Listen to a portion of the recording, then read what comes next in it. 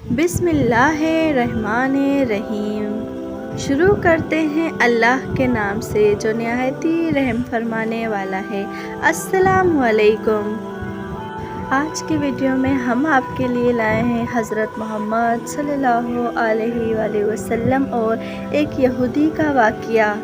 پورا واقعہ جاننے کے لیے پوری ویڈیو ضرور دیکھیے گا، اور اگر ہماری ویڈیو اچھی لگی تو ہمارے چینل کو لائک اور سبسکرائب ضرور کیجیے گا۔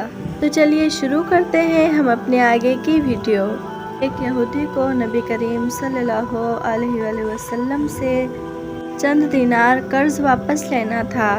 آپ نبی کریم حضرت محمد صلی اللہ علیہ وآلہ وسلم ایک دن راستے سے جا رہے تھے اور وہ یہودی آپ کے پاس آیا اور اس نے آپ کو کہا کہ جب تک آپ میرا قرض ادا نہیں کریں گے میں آپ کو یہاں سے جانے نہیں دوں گا۔ نبی کریم صلی اللہ علیہ وسلم نے فرمایا کہ اس وقت قرض ادا کرنے کے لیے میرے پاس کچھ بھی نہیں ہے۔ آپ نبی کریم نے فرمایا اگر یہ بات ہے تو میں تیرے ساتھ یہیں بیٹھ جاتا ہوں۔ یہ کہہ کے آپ اس کے ساتھ ہی بیٹھ گئے۔ جیسے جیسے وقت گزرتا گیا آپ کے صحابہ جمع ہوتے گئے۔ جب انہوں نے یہودی کی یہ جسارت دیکھی تو انہوں نے یہودی کو سزا دینے کا فیصلہ کیا۔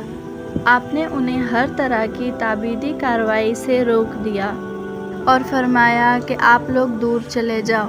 حکم رسول کے تحت صحابہ دور چلے گئے۔ سورج لمحہ بہ لمحہ گرم ہو رہا تھا اور اس کی تپش سے آپ کو اذیت پہنچ رہی تھی، یہاں تک کہ آپ کے چہرہ اطہر سے پسینہ بہنے لگا۔ اس کے باوجود بھی آپ نے کسی طریقے کے غصے کا اظہار نہیں کیا۔ آپ نبی کریم سارا دن وہیں بیٹھے رہے اور ظہر، مغرب، عشاء، عصر کی نمازیں وہیں پڑھی۔ پھر رات ہو گئی، آپ نے رات بھی وہیں بسر کی اور فجر کی نماز بھی وہیں ادا کی۔ صحابہ کرام یہودی کو ڈرانے دھمکانے لگے۔ آپ نے فرمایا کہ تم اس سے یہ کیسا سلوک کر رہے ہو؟ صحابہ نے کہا یا رسول اللہ اس کی یہ ہمت آپ کو ایسے اتنی دیر تک اپنے پاس بٹھا لے۔ آپ نبی کریم صلی اللہ علیہ وسلم نے فرمایا کہ اللہ نے مجھے اس لیے نہیں بھیجا کہ میں کسی ہم پیمال یا کسی پہ بھی ظلم کروں۔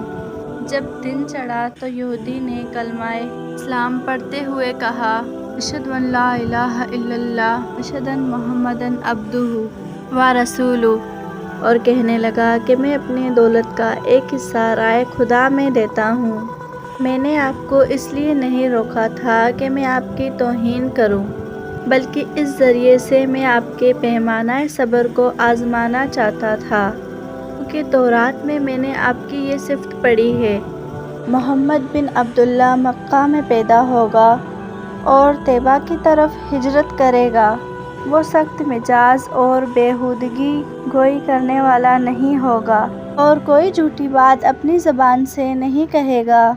اس طرح میں نے آپ کو یہاں رکھ کے اس بات کی تصدیق کی ہے کہ تورات نے یہ بات بالکل سچ کہا تھا۔